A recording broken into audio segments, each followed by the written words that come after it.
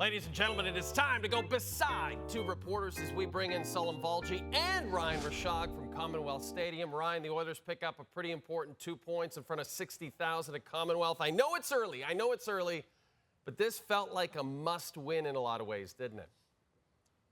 Well, yeah. I mean, Jay Woodcroft said after the game that his team felt like they're supposed to feel, right? That's the team that they're familiar with.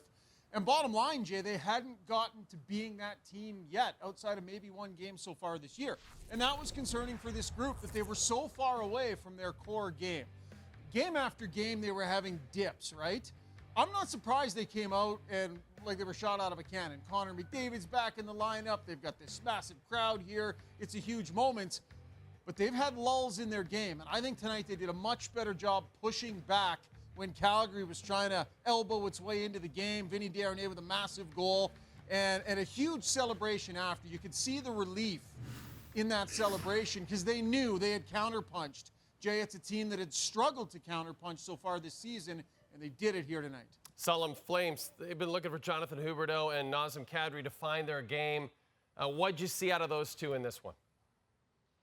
Well, Jay, I saw two players that are making an awful lot of money, over $17 million combined, but they were used, Jay, like third liners. If you look at the players on Calgary's roster that played more than Huberdeau and Kadri, it includes the likes of Andrew Mangiapane, Dryden Hunt, and others. And Calgary desperately needs offense, Jay. They've gone nearly 3 full games since an even strength goal. Both their goals tonight were on the power play, and they're searching for answers, and it really, to me, does start with activating Huberdeau and Kadri. They look so invisible at times. Ryan Huska said they had a quiet game tonight, and beyond that, they don't look emotionally engaged, and I think that's a little bit worrisome. So for the Calgary Flames, it really does start with activating your two highest paid players and figuring out how to motivate them, because this Calgary Flames team, Jay, it desperately needs offense. Ryan, Connor McDavid, the big story, returns to the lineup. No motivation needed. What did you see from him in his first game back? Yeah, you know, I'll take it to yesterday's practice, Jay. Like, he looked like he'd been shot out of a cannon at practice yesterday. It's not easy for McDavid to sit on the sidelines and watch his team flounder. So he was just blazing yesterday at practice, and then tonight he came out flying.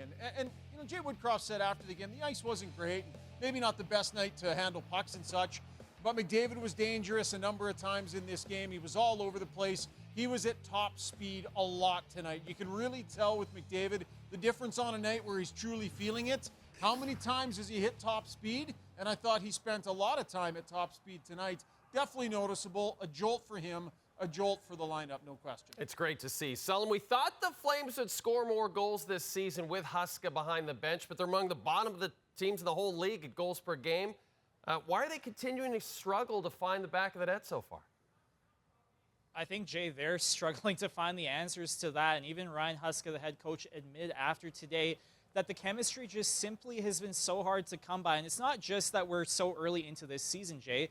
This is a roster that's largely unchanged from a season ago. So they've been together north of 90 games now. And the reality is that, well, where does Jonathan Huberdeau play? Well, he doesn't quite have chemistry with Elias Lindholm, and now he doesn't quite have chemistry with Nazem Kadri. So where are you going to put the highest paid player in franchise history? And with Kadri, what wingers complement his game the best? He had a goal today, but there has been sort of an emotional engagement that's been lacking from Kadri, the Kadri that we used to see with the Toronto Maple Leafs and with the Colorado Avalanche. So for the Flames, they have to get back to playing well at 5-on-5. And if you look at their scoring chances for and against, tonight, Jay, it was wildly in favor of the Edmonton Oilers. Calgary was caved in at 5-on-5. Jacob Markstrom kept them in it. So offensively, they're trying to figure out this massive chemistry question.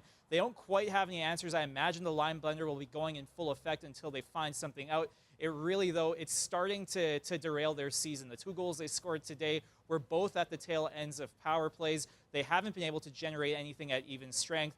And I don't have an answer. Ryan Huska doesn't have an answer, but they need one because this season started off with a lot of promise. But because of their offensive woes, you know, they have the goalie right now, but they just can't find the back of the net. And it is worrying if you're a Flames fan. Well, the Dallas Stars rolling through Alberta this week. Flames have first dibs Wednesday. Oilers host them on Thursday. So it's going to be all Dallas this week for you two Alberta boys. This has been beside two reporters.